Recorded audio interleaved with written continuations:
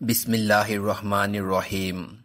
আল্লাহ পাক মানুষের মধ্যে কিছু স্বভাবজাত সৌন্দর্য দিয়ে তাকে সৃষ্টির সেরা করেছেন। তেমনই একটি সৌন্দর্য হচ্ছে লজ্জা। এটি একজন মুমিন বান্দার অপরিহার্য বৈশিষ্ট্য। যার লজ্জা নেই তার ঈমানে দুর্বলতা আছে। নবীজি সাল্লাল্লাহু আলাইহি ওয়াসাল্লাম বলেছেন, লজ্জা এবং ঈমান একটি অপরটির পাশাপাশি বসবাস। যখন একটি উঠে যায় তখন অপরটিও উঠিয়ে নেওয়া হয়। মিশকাত।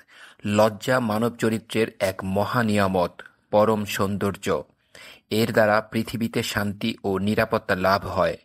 একজন লজ্জাশীল চরিত্রবান মুমিন একাই সমাজে ব্যাপক প্রভাব ফেলতে সক্ষম। ইমরান ইবনে হুসাই রাদিয়াল্লাহু আনহু হতে বর্ণিত, নবীজি সাল্লাল্লাহু আলাইহি ওয়াসাল্লাম বলেন, লজ্জা শুধু কল্যাণই বয়ে আনে। সহিহ বুখারী, হাদিস নাম্বার 6117। আবু মাসউদ বদরি রাদিয়াল্লাহু আনহু হতে বর্ণিত, নবীজি সাল্লাল্লাহু আলাইহি ওয়াসাল্লাম বলেছেন, নিশ্চয়ই মানুষ পূর্ববর্তী নবীদের বাণী থেকে এ কথা জেনেছে যে, যখন তোমার লজ্জা নেই তখন তুমি যা ইচ্ছা তাই করো। সহিহ বুখারী, হাদিস নাম্বার 5769। সুনানে আবু দাউদ এর 4014 নম্বর হাদিসে নবীজি সাল্লাল্লাহু আলাইহি ওয়াসাল্লাম লজ্জাকে প্রতিপালকের গুণ হিসেবে আখ্যা দিয়েছেন। তিনি বলেন, নিশ্চয়ই আল্লাহ অত্যন্ত লজ্জাশীল ও অন্তরালকারী। তিনি লজ্জা ও অন্তরালে থাকতে পছন্দ করেন।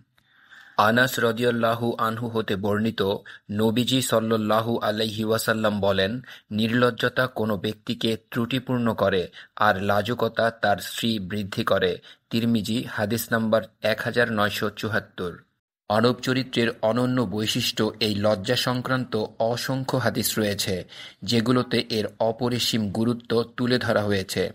একজন লজ্জাশীল ব্যক্তির মধ্যে ন্যায় অন্যায় বোধ, ভালো-মন্দের পার্থক্য দৃঢ়ভাবে পরিলক্ষিত হয়। তার দ্বারা সহজে মন্দ কাজ সংঘটিত হয় না।